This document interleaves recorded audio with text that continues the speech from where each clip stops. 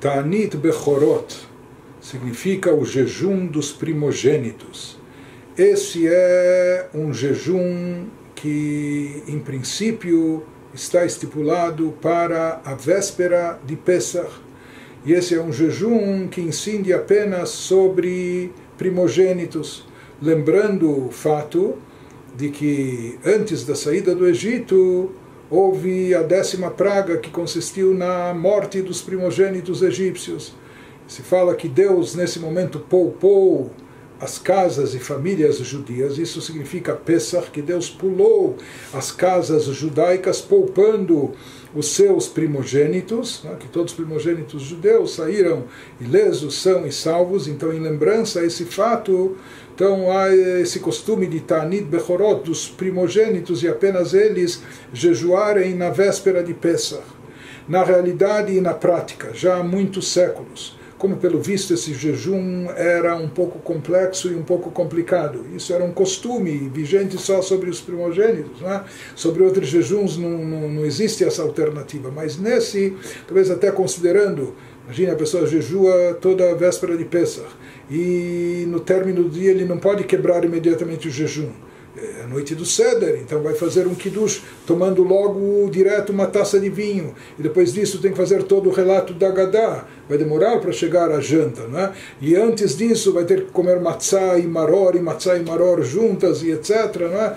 Então não havia muito estômago e muita gente que resistia a isso. De qualquer forma acabou se estabelecendo, isso foi aceito na própria Halachá, na lei judaica, que todos aqueles que participassem de uma seudat mitzvah, de uma refeição que é considerada uma refeição de mitzvah, na véspera de Pesach, estariam isentos do jejum. Ou seja, quando existe uma seudat mitzvah, é uma mitzvah participar dessa refeição, porque é uma refeição não só festiva, mas associada a uma mitzvah. Por exemplo, a refeição que segue e acompanha um Brit Milá, uma cerimônia de circuncisão, ou a refeição que segue e acompanha um Pidyon Ben, uma cerimônia de resgate de primogênito, ou a refeição que segue e acompanha um casamento. Tudo isso são seudat mitzvah.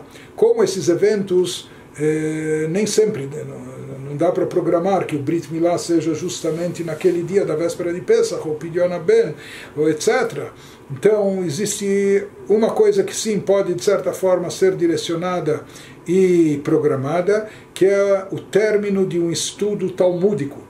Então, de acordo com os nossos sábios, quando se encerra o encerramento do estudo de um tratado talmúdico, é motivo de grande alegria, e a pessoa estudou o Torá, se dedicou com afinco e conseguiu chegar até o final do estudo, encerrando um tratado. Isso é considerado motivo de festa e celebração, e se faz uma refeição festiva em seguida, e essa refeição que acompanha o término do estudo, do Sium, do encerramento do estudo, é considerada uma seudat mitzvah, uma refeição de mitzvah, e portanto aquele que participa dessa refeição estaria isento do jejum.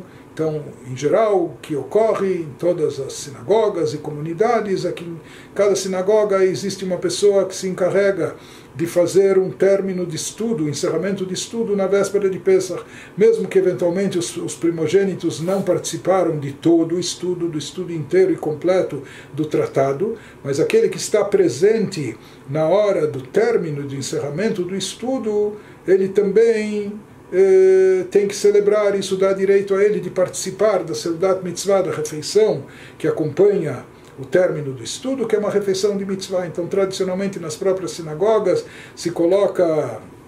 Algumas sinagogas já estão limpas por ser véspera de Pesach, poucas horas antes do início de Pesach, e proibição de Hametz, mas se coloca lá em algum canto isolado alguma coisa para se comer logo depois da reza de manhã. Tradicionalmente se faz esse encerramento do estudo de um tratado talmúdico que dura alguns minutos, e todos os primogênitos procuram estar presentes, eventualmente até pais de primogênitos, pais de crianças pequenas que são primogênitos, e pegam um pouquinho ou do vinho que se oferece lá, ou de alguma comidinha que está lá presente, dão para os primogênitos comerem desse término do estudo, dessa seudat mitzvah, e assim eles ficam dispensados desse jejum dos primogênitos, que em princípio ocorre na véspera de Pesach.